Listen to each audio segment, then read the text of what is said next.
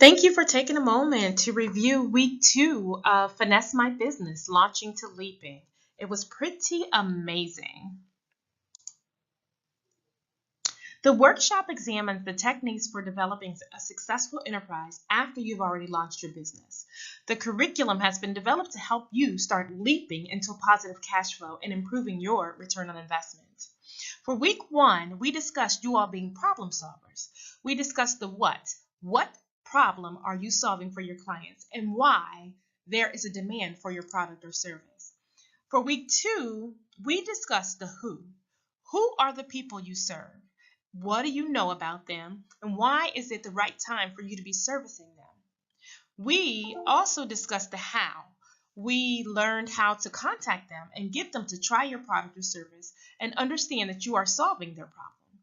Once you know the how to contact them, we discovered some sales strategies and employ those to get the sale and generate those revenues. All that is done through marketing and advertising, and there's a cost to do so.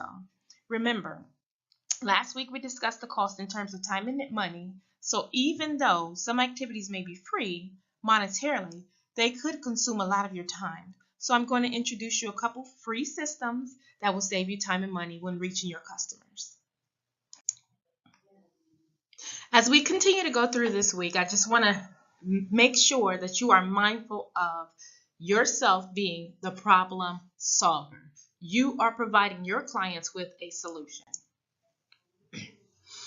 Whose problem are you solving? I want to make sure that everybody who is listening and under the sound of my voice knows that everybody is never your customer. You have to be strategic in your marketing and understanding who your customer is. And just because you sell shoes and everybody needs a pair of shoes does not mean that everybody is your customer, right?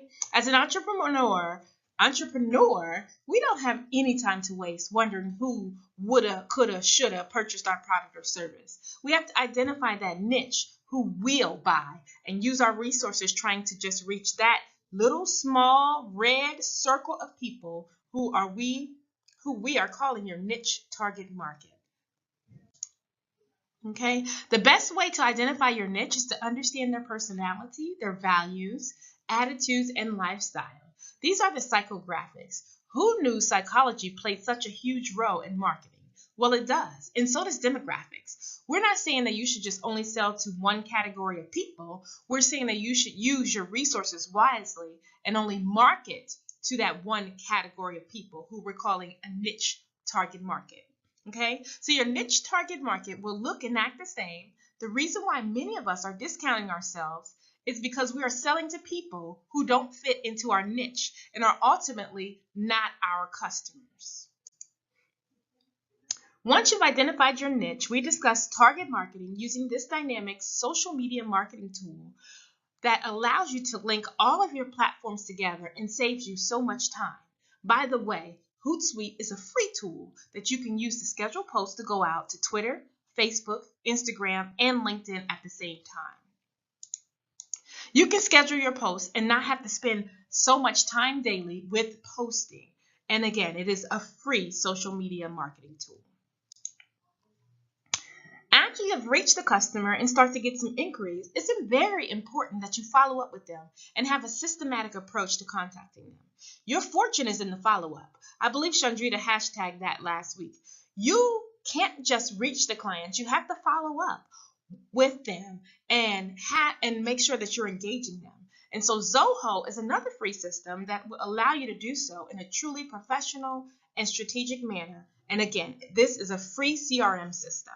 Customer Retention Management System, CRM, and that's zoho.com. Okay, we discussed the major differences in marketing and advertising and which activities should be included in your monthly budget. So the major difference is when you're doing marketing, you're making your customers aware of who you are. You're gaining that loyalty and converting them into customers. But when you're doing advertising, you're really giving them a call to action and completing that sale. And so you need to know the difference between the two activities because sometimes we could be spending a lot of time on marketing and little time on advertising, and advertising is what's needed to give them that, to complete that actual sale. Okay, so then we later discussed the breakdown of the activities that we should be included in our marketing and advertising budget. For example, 16% of your budget should be spent on print advertising. That includes your business cards, your flyers, any banners that you have, or any sort of print marketing that can get people and make them aware of your product or service. So please make sure you review the chart and quantify your expenses accordingly.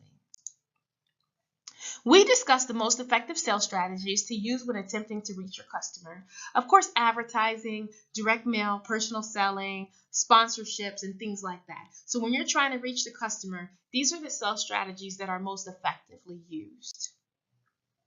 We also discussed some possible pricing strategies you can employ to ensure you are charging the right price. Remember, if you overcharge or undercharge for your product or service, you will lose a lot of business and your customers' trust. So if you think of things like loss leader, promotional, discrimination, when you think of things like discrimination pricing, that's when you charge effectively the same or person a different rate than you would charge someone else for the same exact product. And you see that oftentimes when you are doing sports. For example, my daughter plays for Licking Heights High School basketball team. But we live in Blacklick, Ohio. So because we're not a resident of Licking Heights, we have that discrimination pricing. We have to pay a higher price because we don't pay their taxes.